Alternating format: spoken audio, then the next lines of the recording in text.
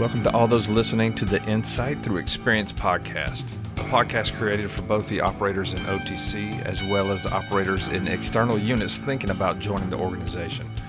In these podcasts, we're going to be bringing you some highly successful operators, leaders, and training specialists who will be revealing their tools, tips, and techniques to help you achieve peak levels of performance. Now, sit back, take some notes, and use their experience as stepping stones for your personal success. And you are listening to the Insight Thru Experience Podcast. All right, welcome everybody to the Insight Thru Experience Podcast. And this is a special one. This time we have two operators with us, two operators who just graduated OTC. We have Seth, who is a combat controller, and we have Drew, who is a PJ. So, gents, welcome to the podcast. Thank you. Good to be here, Mr. Free. Guys, if you would, for the audience, go ahead and give us a brief summary of your life up to this point, how you ended up in special warfare. So, Mr. Free, I'll go first. How I ended up here, I'd say, is like we're going to start back in the bare bones, is I grew up in Missouri on the Ozarks, small town. Grew up on a farm.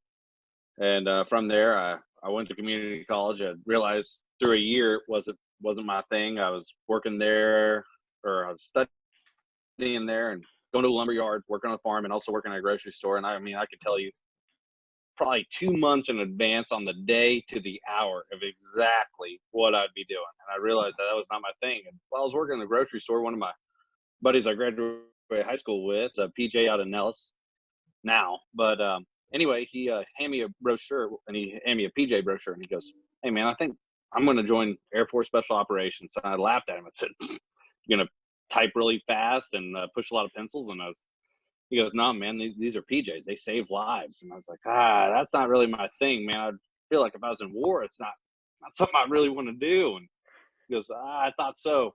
And literally in his back pocket, he pulled out a combat control brochure, and I was just sitting there looking at him. I go, "What's this?" And he goes, "I don't really know what combat control does, but they talk to airplanes." And I was like, "Really?" And he goes, "Oh, yeah. They talk to airplanes and they land them." And I go, "Where at?" And he goes, "Anywhere." And to me, that blew my mind. I was like, "Really?" And he goes, "Oh, yeah." So needless to say, I end up giving it a year because I was still in high school at that point. Giving it a year, and I go up to the recruiter because I was fed up with the Groundhog Day that my life had turned into.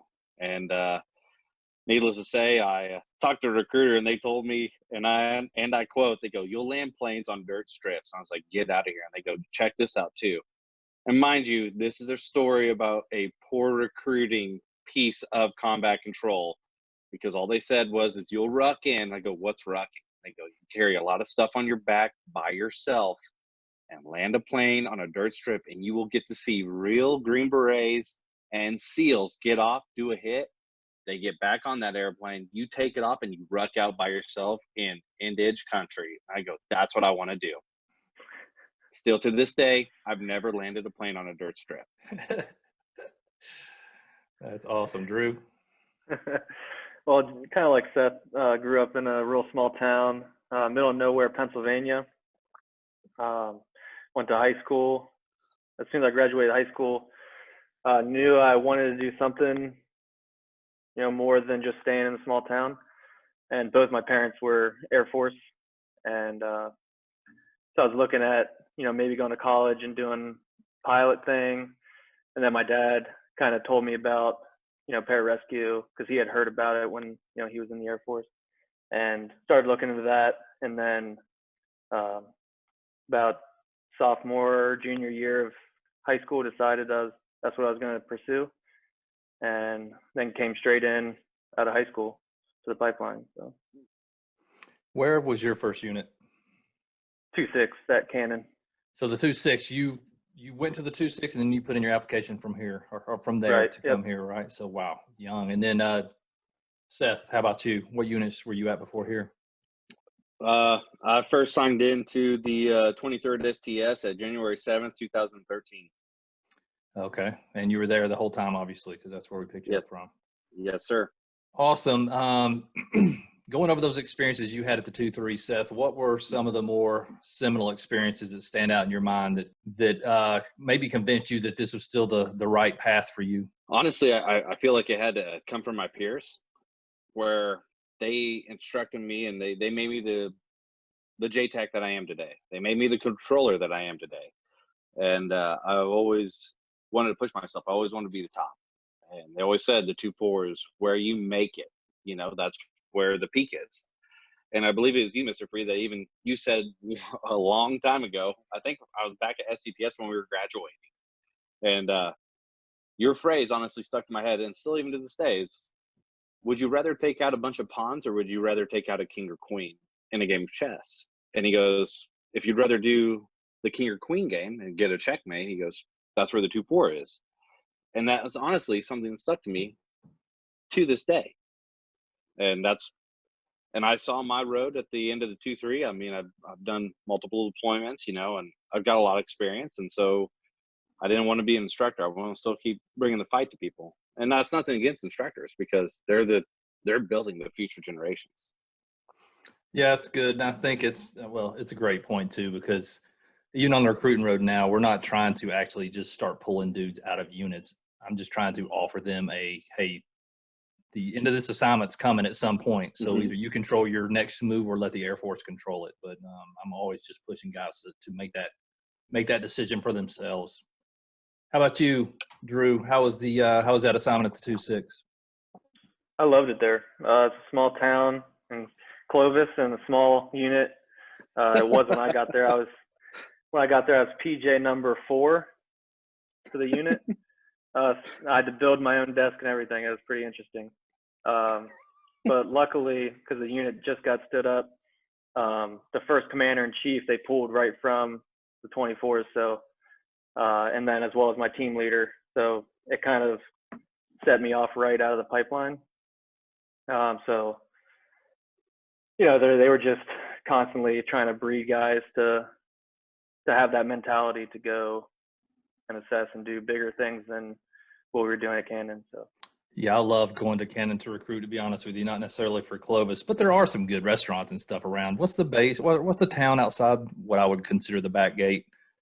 Portales. Yeah, Portales. A couple of good places in Portales. Anyway, I like the feeling of the unit, and I think I like it so much from a recruiting perspective because guys are looking to their next move really hard there. It's not like when you go to Herbie, dudes are like, man, I'm pretty good. Like, life on the beach is good. You go to Canada, like, yes, tell me about what's next.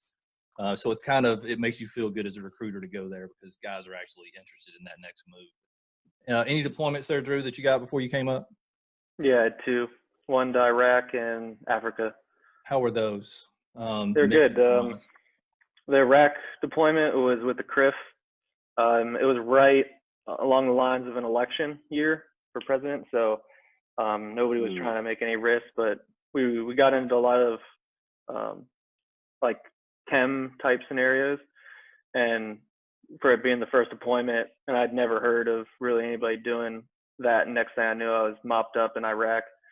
You know, so I thought that was pretty interesting, and I don't know if I'll ever get to do that again. So I was in Iraq. I'm sorry, in Desert Shield and Desert Storm, and we lived in that stuff for a while. So I don't ever want to do that. But it's important, man. What a good experience that had to be.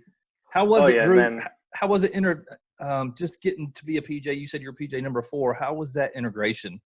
Was that your first deployment? And they were like, hey, man, we got this key position for you, or were they still kind of figuring out how to implement the PJs at the 2-6? So that was the first deployment that we had as a PJ for the squadron. Wow. And it was with the 5th Group CRIF, and at the time our leadership, there was only a couple guys obviously that were even mission capable. So it just came down to who they thought was going to represent the unit. Why did they choose you? I mean, it's time to take off the humble pants, and like, why Drew? Yeah, so when we first got there, the next couple guys that we got in were a little bit senior guys from rescue units, and they were good. They were really good, like administratively, but we started seeing the flaws and the cracks, you know, when we actually started training.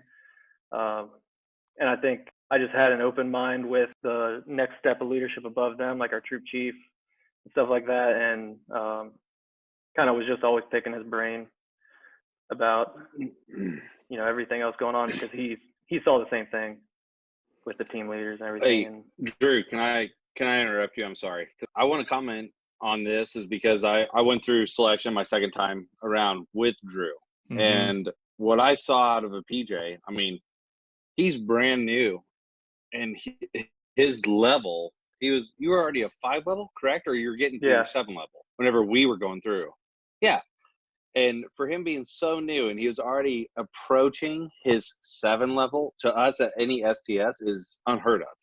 Yeah. And sure. So I think that would honestly speak volumes to a occupation level of a PJ coming from an STS. This isn't an RQS, you know, like, and I hate to say it, but STSs in general and line units, like, you're a PJ, go do your own thing and Godspeed.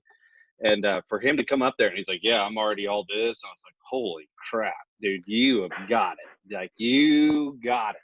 Yeah. And I'm working from a selection standpoint or an A&S standpoint, I'm trying to figure out how, because we knew a little bit about Drew when he came up, but probably not in the manner that he just described, right? So not in the manner that, hey, he probably outshone 2 senior PJs to get that first deployment under his belt. To us, that's important. So I think it's, for me as an administrator, to the process of how can I get that information in our hands so we don't mess up and not invite a Drew up there. And because we're, 100%. you know, we were pushing forward and not worrying about experience as much as we used to do because of things like this. Drew's the living proof of, if that is your qualification and you can't come up here if you don't have 3 combat deployments or something, we would have missed a guy like Drew that we just would go through OTC and blow it out of the water too. So I'm glad we had that discussion. That's good. Let me ask y'all this. Let's back up a little bit. What was the decision point to submit your application for the 724? Mine was definitely a sense of complacency around the unit and then myself at the time at Cannon. I just saw guys that weren't really interested in training. They weren't, you know, pushing it in the gym. They weren't staying late or showing up early. And it's kind of funny because it's not like a 9 to 5. Like, you know, your day might be from 9 to 5, but, you know, I've always felt that when you're first starting out, especially, it's not like that, you know. And it was just this overall feeling of complacency around the place. And I just felt like if I was either going to get out because of it or I was going to go to the next level. And so that's what I decided. Let me ask you before we move on, and we'll get into this later a little bit, Drew, but have you found a home here? Is it what you thought it was so far? Yeah. So, I mean, lately it's been, you know, with coronavirus and everything's shut down, but yeah, I'm looking forward to it.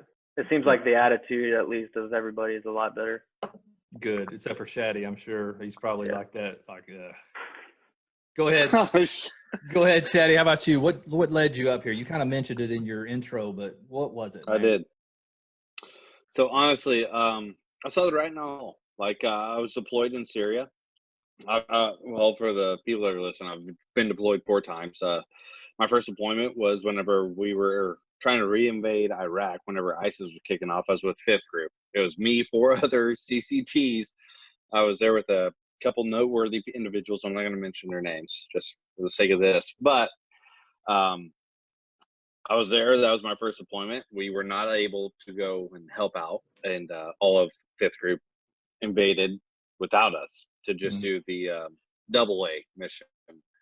And from there, like towards the end of my career at the 2-3 STS, I realized I was taking a realistic approach to this. I was staff. I got the 5 my first time. Got the 5 for tech, and I realized that, you know, like, this is like, I'm going to be an instructor. Whenever I was in Syria, I worked with the 2-4. I worked with the Army, and yeah, they're still getting after it. And I realized that if I stay in at the 2-3 SES, that I will no longer be able to get after it, because by the time I leave an instructor slot, I'll be a master and I'll be a team sergeant. And I'll be in charge of instructing guys to how to make their careers better. And that's not a fault. I want to get to that level. But however, I want to get to that level by still running and gunning, doing my thing, and that I have a gift for. And yeah, I mean, that's how I decided to go to the 2-4. Regardless, that I assessed the previous year, and I was immediately invited back. They gave me feedback, and I built on it. It was the best feedback I've ever gotten. Good. Just so the audience knows, Seth is also a returnee for a selection process. He had to come through twice, and I don't say that as I say that as a qualifier to his character of anybody that comes back through that process twice, and we've only had one guy come back through 3 times now who actually got picked up this last selection. It just says something about the character and their drive and initiative, man. So I always want to throw that out there. I think some people look at that as it took him twice. To me, is like, I love it because we get to see who Seth really was that second time, and man, he came back and just blew it out of the water.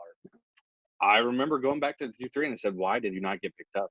I told them my reasons for not getting picked up, and they said that's malarkey. That's very foul play. How could they do that to you? Like, you're one of our most experienced JTACs. Like, you've done all this stuff. And I go, guys, that's not what they're looking for. They're looking for a certain type of individual, and I did not give them that. I could have. Honestly, I look back at my first selection. I could have given the 2-4 that kind of product. However, I took a lackadaisical approach to it. You know, I took a little limp-wristed batter swing to it. You know, and the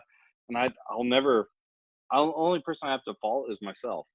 Whenever you guys gave me that feedback, guess what happened? The 2-3 STS showed back up to my team and said I didn't show much leadership experience. My team leader immediately put me in a leadership position. He goes, "You're now in charge of this." And I go, and he goes, "What else did they say?" I go, "Well, physically." And he goes, "Well, that's on you. You're a combat controller, and therefore you need to be physically prepared." And I joined with the PG staff. And through the mentoring of leadership, and I was on a PJ team. And so that was like extremely,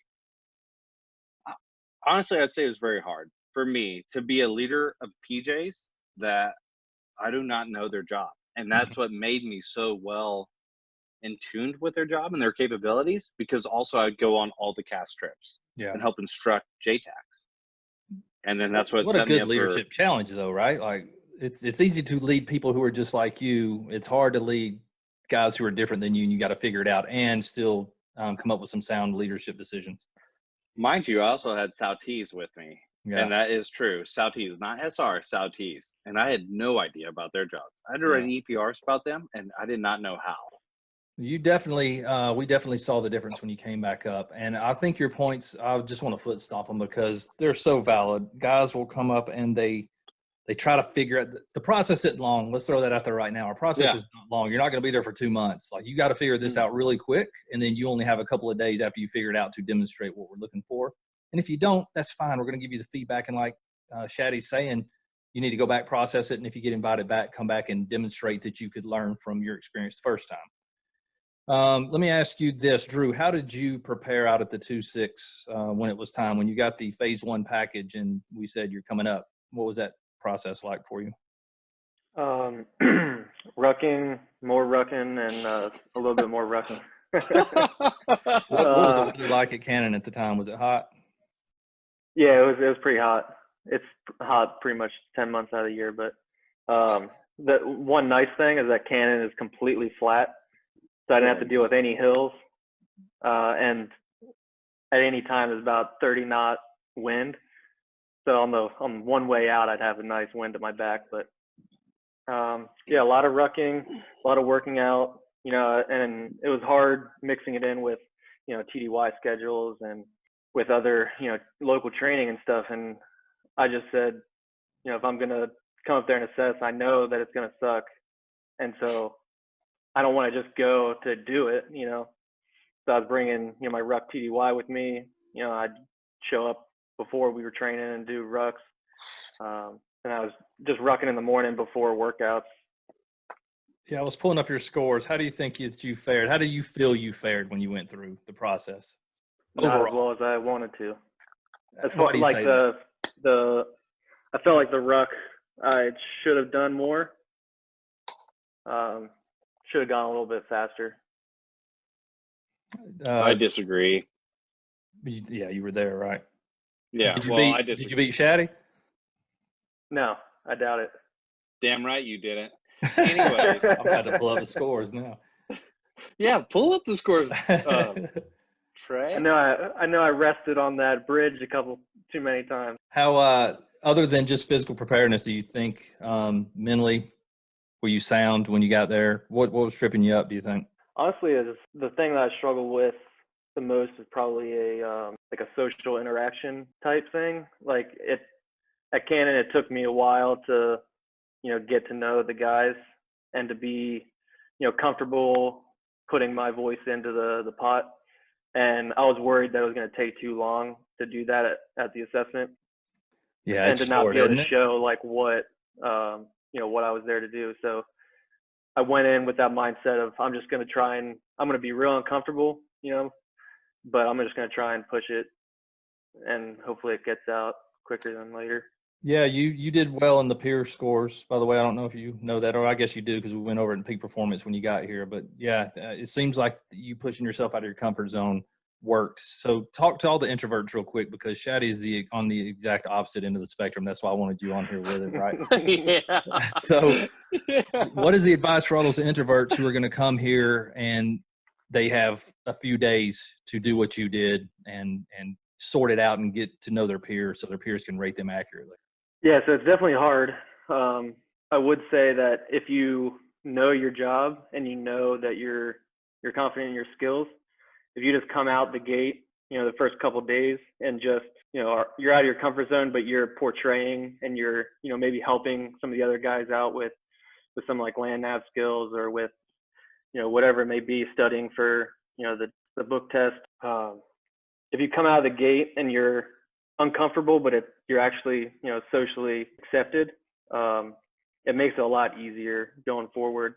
Yeah, Sure. the biggest piece of advice, the biggest piece of feedback that guys get when they're coming through is they don't speak up when everybody knows that they had the answer. And that's egregious in our line of work, right? Like they know if Drew came and they're dealt a problem and they know he has an answer, but it's something inside him, his introvertness or whatever, that prevents him from speaking up, man, they hit guys really hard in the peers for that. So again, we're not giving away secrets. We're just giving you techniques to come up and apply. You still have to come up and do it. And that's what I love about the process.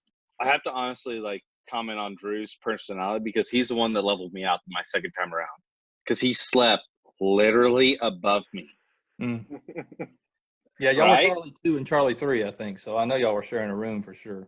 Yeah. Exactly. And for some reason, they thought Charlie 2 was the team sergeant. I was like, granted, I've been around this. This is my second time, like back to back, or for fall assessments. But honestly, Drew, he levels me out. Like he makes me make right calls and everything like that, because he takes time and method into everything. All right. So let me ask y'all, what was the experience like for you at selection? If for guys who are out there thinking about applying and are kind of concerned with, it sounds kind of manky, I don't know, I want to go through another selection process, how would you describe it to them? All right. It was definitely a lot more scientific than I thought it was going to be. The initial selection that you go through, it's more how long can you drag yourself through the mud and just keep doing what we're telling you to do. And I feel like in the assessment selection for here, it was more of a, let's see how this guy's going to think and solve a problem. And, let's not give him enough time or equipment or space to do it. And let's see how he handles it. Kind of like a little situation you throw together for somebody that you're training to see, how they're going to solve a problem, or if they're just going to say they can't do it. Like, what would you tell the guys to prepare for that environment right there? Looking back at, because you were a young guy when you came up here, what would you do differently knowing what you know now? Well, I would have gone back to basics quicker. I started, I think, at putting out the level of skills that I thought that you guys were looking for. And then I realized quickly that, okay, I just need to do the basic stuff that they want to see to show, that I've learned it and can apply it to this problem solving. And once I figured that out, it was a lot cleaner going forward. For those newer controllers out there, Seth, who didn't have 4 or 5 years already at a unit, they might be coming up at 2 or 3 years. What should they focus on? Because if if I'm them, I'm wondering, well, what do I need to know when I get up there? What I would recommend is your ability to adapt for controllers. Your ability to adapt to an environment to help build yourself, to make yourself a better person. That's why I loved selection. I was around the not only the like the unit's best, but the Air Force best people that they wanted to come up here and assess. And then not only that, but I was gifted the amount of like experience. Granted, it was ours because there's a few with a lot of experience, but we still, like, it doesn't matter where you come from. You still learn a lot. Yeah. From different units. I love the process too, because you could have a guy who's got 7 deployments and dropped a lot of bombs, and you could have a guy who just has 2 years in and is barely able to come up there and, come through the process because he's so young. And watching those two intermix, and people would often always think that senior dude is going to be a shoe-in and the junior guy's not, and then you see the exact opposite play out a lot of times. Why do you think that is? Either one of you. Why do you think, from your experience, and Seth's got 2 and Drew's got 1 coming through the process, why is that? Why does sometimes, I'm telling you, it happens more than it doesn't happen. Why are the senior guys having a lot of problems coming through a process like we put them through? I got this answer. What it is it doesn't matter the experience. It matters your efficiency to learn. That's what it comes down to. Because, one of the dudes on the OTC, Corey, wasn't even really rated. No, he wasn't. And I've never seen learning at all as far as a controller goes, ever, at that proficiency. His dedication, he should have probably beat me. No, that's a great. I'm glad you mentioned that. I think it really comes down to an older guy has a lot bigger percentage of being stuck in his ways and not willing to he thinks he's above the basics maybe. And I agree. Thinks that this new way that he's doing it is, better. So he's not going to go back to doing it the way that he was taught 5 years ago. And then, yeah, I like that. As far as PJ is concerned, I think, there's a lot of differences, I think, between the rescue and the STS. But I think the biggest one is that rescue trains PJs to work in a team of PJs. So, you're always going to have your C-Star team of 4 PJs out there. Whereas ST, you're going out by yourself. And so you have to be only relying on yourself. So you might have a senior guy that is used to having 3 other guys around him that know what they're doing. And, that probably pushed him to, a level of comfortability that he probably shouldn't have. Yeah, I like it. As y'all are talking about it, there's a couple of people that have come through, and they were 7-level experienced guys. And I remember they didn't perform some of the tasks the way that they felt they should have, right? Like, if you're a senior guy and you're in a planning event, people are looking at you saying, man, we're looking at you because you should have some of these answers. And they didn't perform well. And then it becomes this mental barrier for them too of, man, I just embarrassed myself in front of everybody. And I only bring all this up because we want senior dudes. We want guys who are experienced to come up here as well. They just have a different challenge than the younger guy has, right? The younger guy needs to come up hungry and just be willing to be open and learn as fast as they can, i.e. Drew. And then the older guys have to realize we're looking at a whole lot of different things than just what that resume says. We're looking at how you can adapt when you come up. And Shaddy keeps saying it. It's all about learning. It's, can you take a fire hose in the mouth again and adapt to whatever we're teaching you and do it our way, and not be stuck and keep naturally going back to your way, because a lot of times your way is not going to get it done where you guys are at right now. Let me ask you this question. This is my favorite question, probably because I designed the process. I want to hear both of your lowest moments. Shaddy, I want to go back to your first selection for this one. I want to hear both of your lowest moments during selection, and what did you do at the time to pull yourself out of it? Drew, go ahead, because mine's going to be pretty depressing.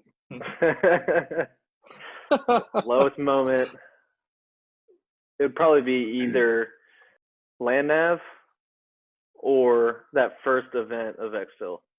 Okay, why? Take the exfil one, and why? Exfil, whenever you pick up those jerry cans and you just see everybody sprinting, and you're like, this is going to go on for hours. And it's just, you know, in your head, realistically, you know, okay, we're not going to sprint these jerry cans for 12 miles. But then when you actually do that, and it's like, it's just defeating to start, but then you build yourself back up as you're going, I think. That's what I want to hit on right there, because I love what you just said. Yeah. So you start off something new, something novel, and you kind of in the back of your head realize this is beyond suck. I don't know that I can get through this, right? There's that barrier in front of you. How did you personally keep fighting through that? I saw everybody else fighting through it, and I knew that it was sucking just as bad for them as it was for me. And I wasn't going to let somebody else, you know, outperform me or like, you know, do something that I say that I can't do when I'm watching 20 other guys do it right beside me. Yeah. You know, I think that was a big push. Love it. Go ahead, Chatty. All right. Well, you want the first one, huh? Yeah. All right. Well, my first one is that too high confidence, really. Too high confidence. I beat a lot of the guys that got picked up during the ruck. And I look back at this, I didn't know this at the time. But I felt like I was more proficient. And that honestly was the biggest kick right in the gut to me. It's that I was better than all of them, and yet they still got picked up and I didn't. How'd you deal with that? Honestly, what I did was I took your guys' feedback, took it, and I presented it to my squadron. I presented it to my PT staff, and they're like, "Well, we're going to get you back there. Do they want you back?" And I go, "Hands down. I already asked them, can I please come back next year?" And they said yes. That's what it was. It's like that was the biggest kick in the gut to me. It's being told no whenever I knew I was better. Not better. That's a harsh term. You outperformed. Like you outperformed a lot of guys at a lot of events. Exactly. I outperformed a lot of guys at a lot of events, but yet the 2-4 did not see what they wanted to see. And I respect that. I respect that decision. It's such a good point too, though, Seth, of guys who are prepping. Physical is important as hell. There's no doubt about it. Come up there physically prepared because it gives you bandwidth. It gives you the gas and the engine to go through a lot of things. Yeah. You'll be attentive and be able to solve problems. But it's not going to be the thing that gets you over the hump. And I'll be honest with you, back when I was still enlisted and running selection as the master sergeant in charge of A&S, a lot of times that would have got you selected to our organization because we really, honest to God, didn't know what we were doing very much back then. But now that we do and we know exactly what we're looking for, it's just we expect you to come up and be in shape, right? That's just one of the we expect you not to quit, and we expect you to show up in shape.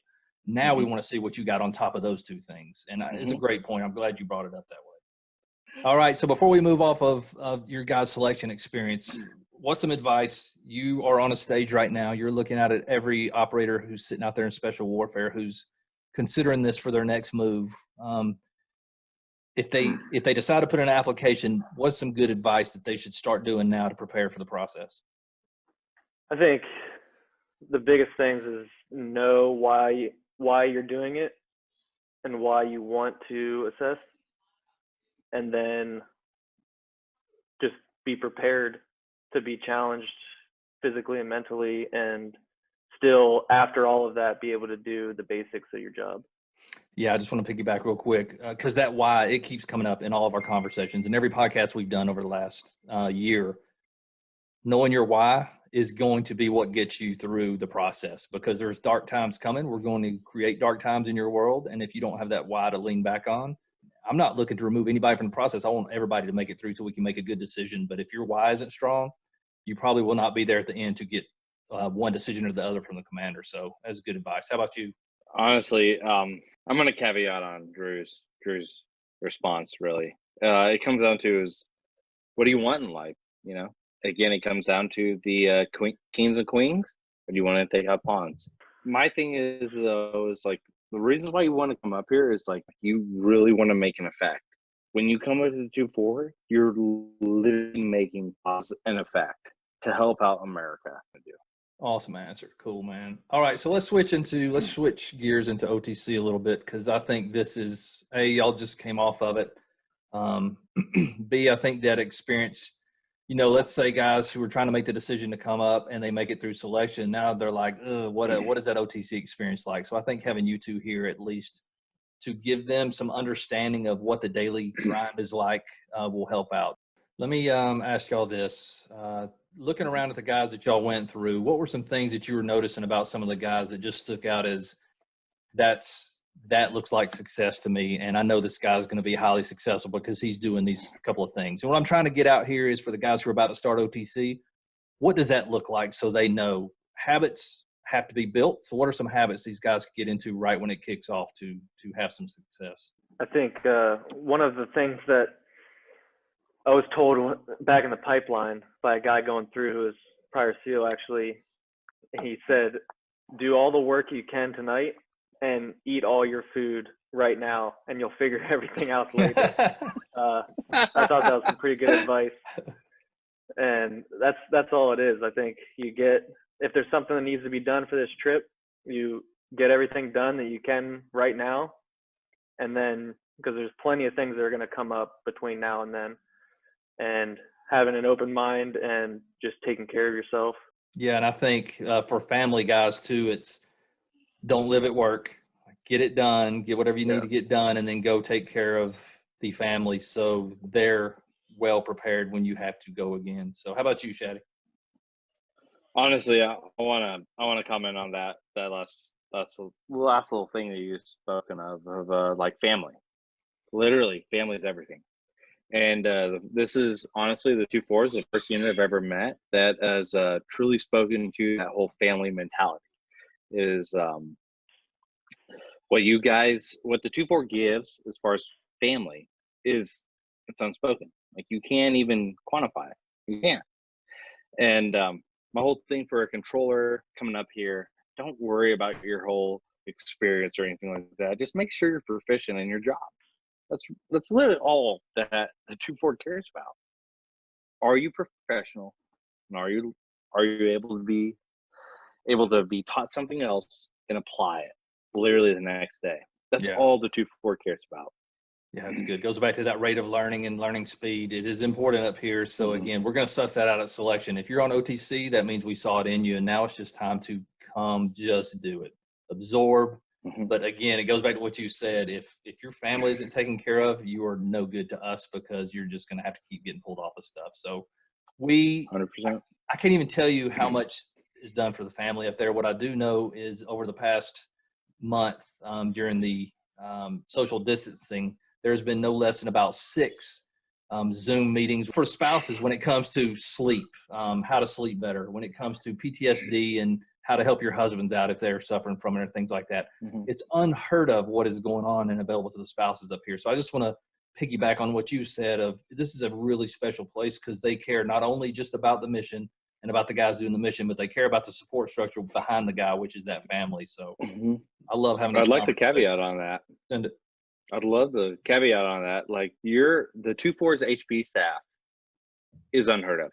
It literally is. Like, we have that psych doc, Ben.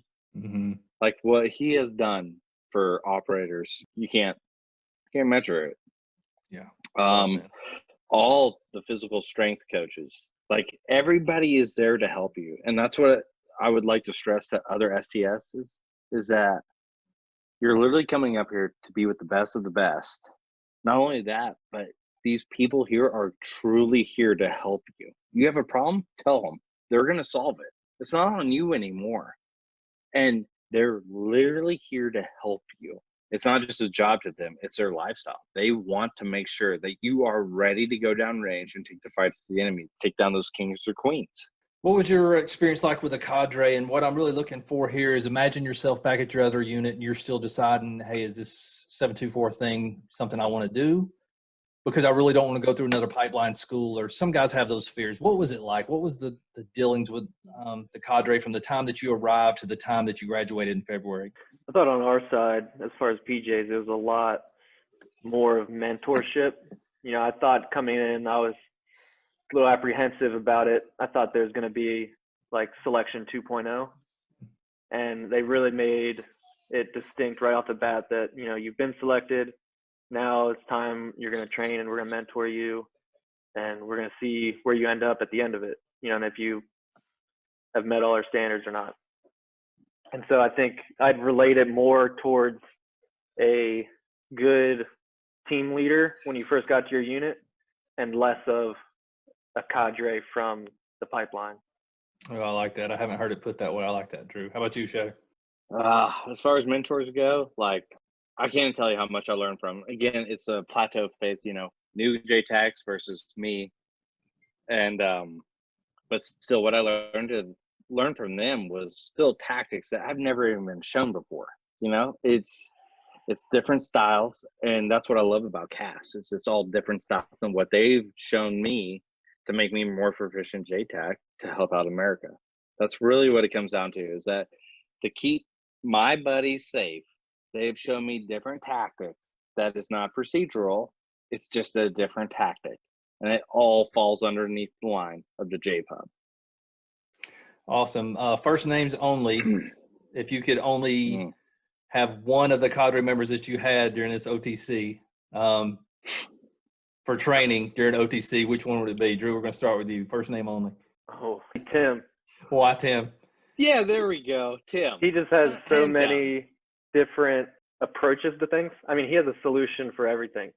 And it's not just like thought about once and that's his solution for it. It's, you know, he's going to the beach with a patient in a SCEDCO and figuring out how to swim him out of the water, you know, and he's practicing it over and over again. And he's, you know, probably in his 50s, you know, so that. No, he's not probably. He is.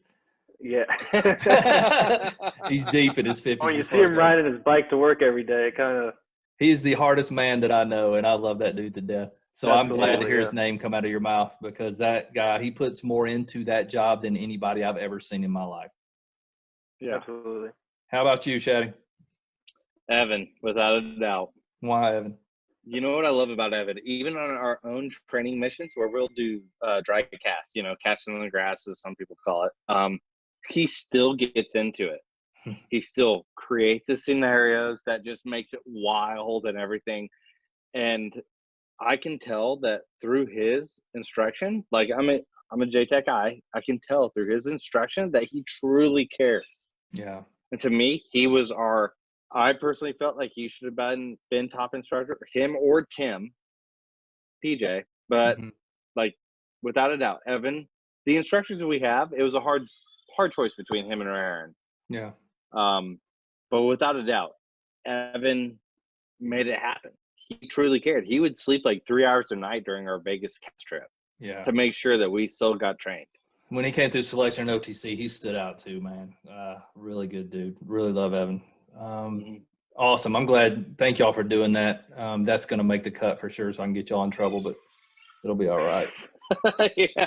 So tell me, guys are going to come up, and I know the family aspect is tough on the guys, especially in y'all's condensed OTC. I already, in Mitch's podcast last week, I let the audience know that we're expanding that back out a little bit. There's not going to be as much white space reduced this time. Yeah. So it should relieve a little bit of the pressure, but how can guys avoid from getting burned out? And I guess that's a two-phase question of how can they personally not get burned out as they're going on trips, and then how can they take care of everything back home that they need to take care of while they're going through this pretty high ops tempo course? I think as far as training goes, you just have to try and be a student and realize that you're going to make mistakes.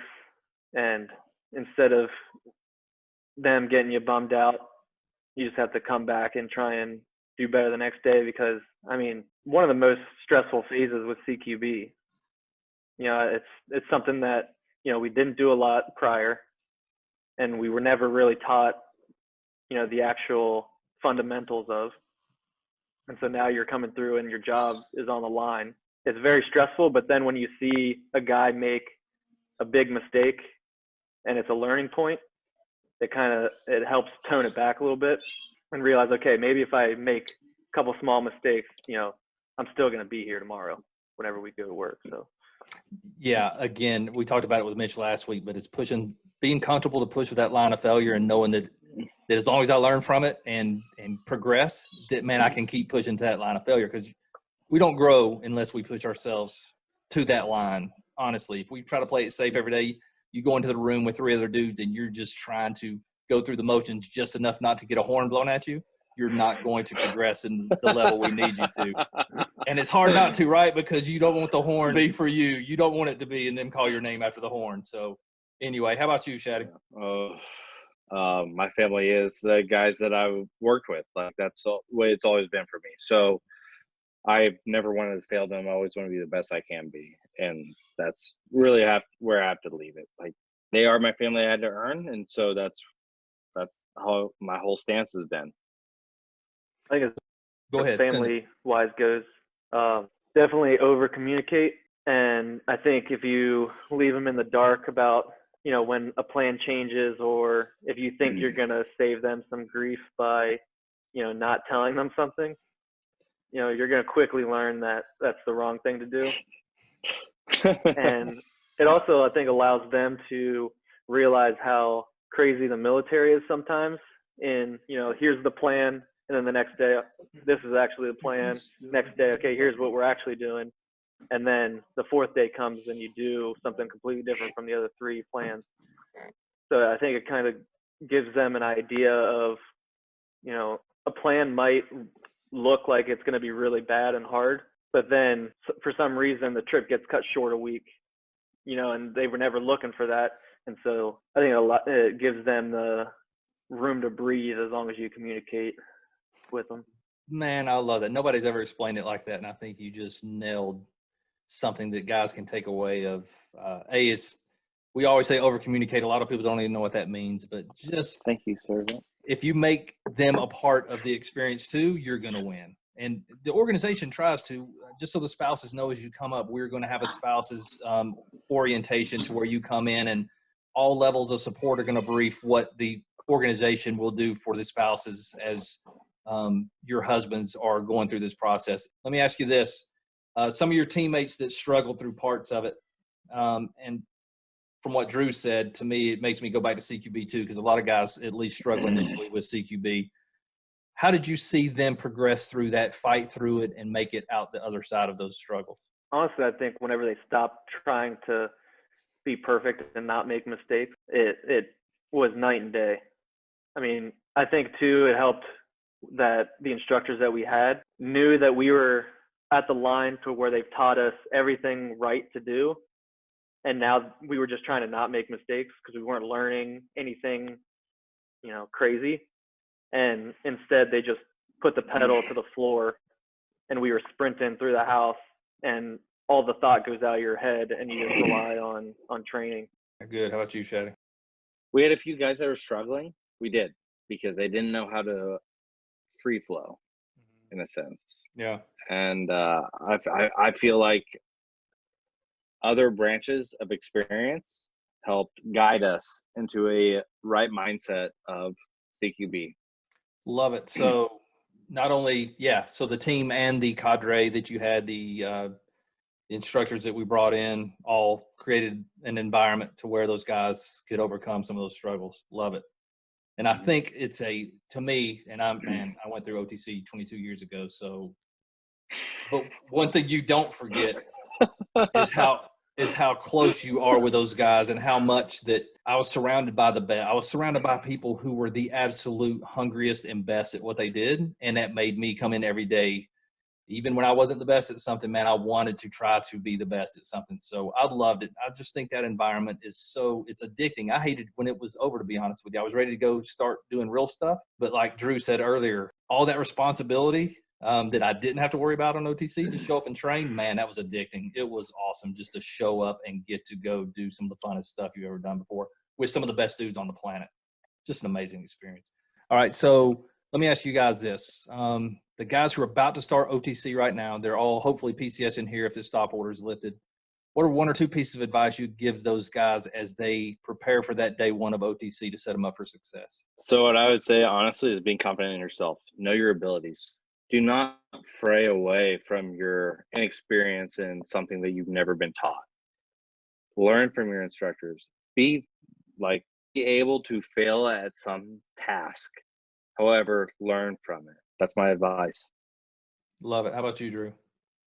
I got two things. One is, if you do make a mistake or you mess something up, it doesn't matter who made the mistake. there's a problem now that needs to get fixed, and it's going to matter who's going to solve the problem. So kind of taking a viewpoint of that. And then 2, bad news doesn't get better with time, whether it's with your family or with the instructors.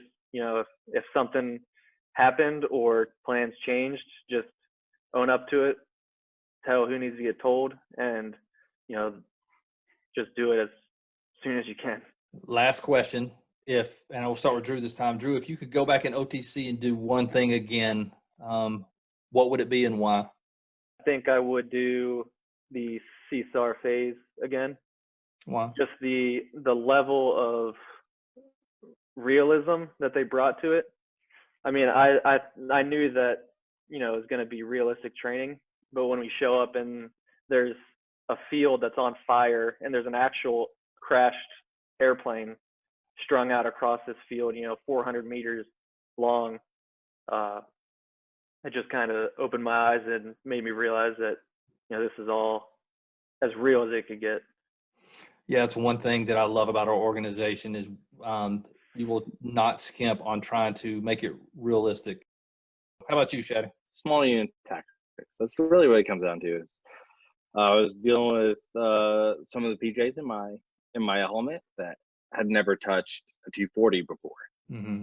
So I was teaching them how to take it all apart and how to do weapon fixes and everything like that. And honestly, coming back from this more is that I feel like we should have done a little bit more training on the small unit tactics, because that truly sets you up for a better success.